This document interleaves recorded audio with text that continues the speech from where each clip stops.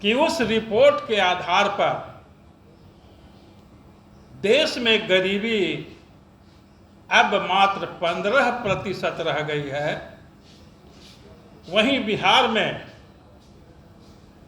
सर्वाधिक गरीबी 34% है। राष्ट्रीय औसत से इतना नीचे रह जाना यह साबित करता है कि राज्य सरकार इस मोर्चे पर अपेक्षित सफलता नहीं प्राप्त कर पा रही है। नमस्कार, आप देख रहे हैं मीडिया दर्शन और मैं हूं आपके साथ सचिन तिवारी। एक तरफ जहां बिहार सरकार कहती है कि बिहार में गरीबी में कमी हुई है, वहीं दूसरी तरफ बिहार सरकार के पूर्व मंत्री भीम सिंह ने बिहार सरकार के नीति आयोग का एक नया आंकड़ा पेश किए हैं और साफ साफ कह रहे हैं कि बिहार में गरीबी अभी भी 34% है। हमारे पड़ोसी राज्यों की बात करें तो पड़ोसी राज्यों में यानी उत्तर प्रदेश में अभी 23% है और झारखंड में 29% है। देखिए, तमाम मुद्दों की जानकारी देते हुए क्या कुछ कह रहे हैं बिहार सरकार के पूर्व मंत्री भीम सिंह, पहले आप इस वीडियो में देखिए। पार्टी के साथियों और मीडिया के साथियों सबों को नमस्कार।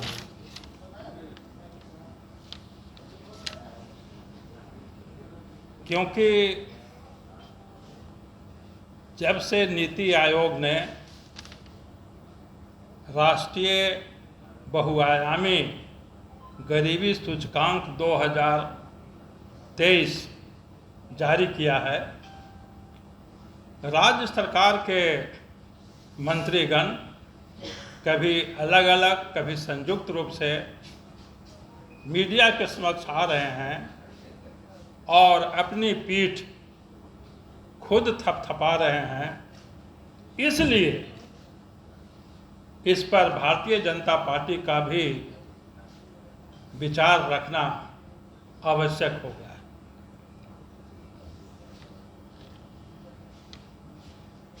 रिपोर्ट को हमने भी देखा है, नीति आयोग की रिपोर्ट को हमने भी देखा है। उस रिपोर्ट में ऐसी कोई विशेष बात नहीं है जिसमें बिहार सरकार खुशी मनाए। एक मंत्री ने भाजपा से भी अपेक्षा की कि वो राज्य सरकार की पीठ थपथपाए।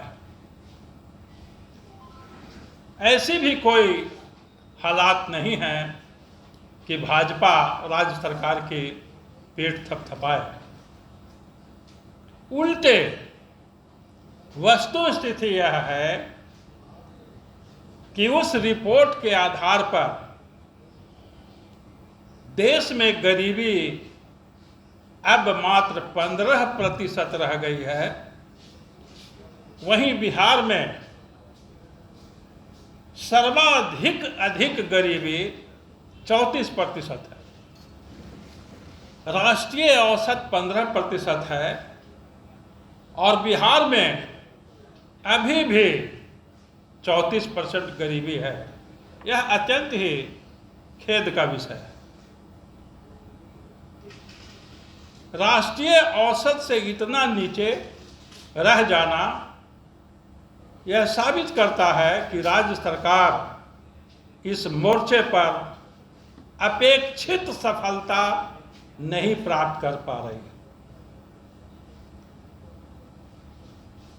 जो रिपोर्ट 2021 में भी जारी किया गया था, यह 2023 में जारी किया गया। 2 साल पहले 2021 में भी जारी किया गया था। उस रिपोर्ट में भी बिहार सबसे निचले पायदान पर था और इस रिपोर्ट में भी सबसे निचले पायदान पर है। रिपोर्ट 2021 के मुताबिक बिहार में गरीबी का दर 52% थी, वही घटकर आज ये 34% हुई है।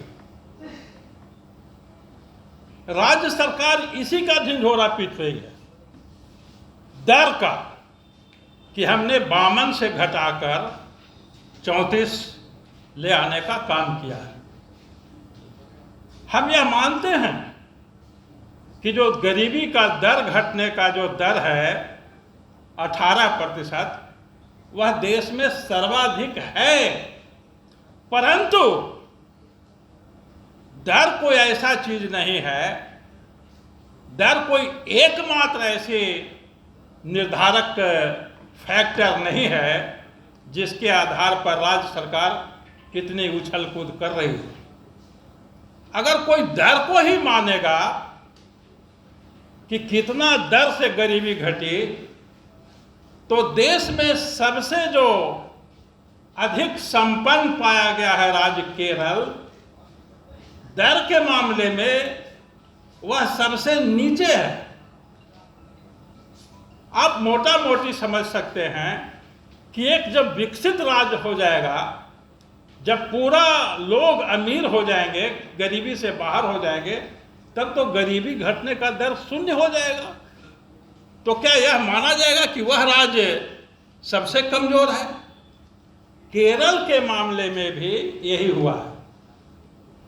2021 के रिपोर्ट में केरल में गरीबी का दर 0.70 था, मतलब 1% से भी कम। उस 1% से कम गरीबी को 0.15% के दर से केरल ने नीचे किया है, और आज उसका गरीबी का दर 0.55% है।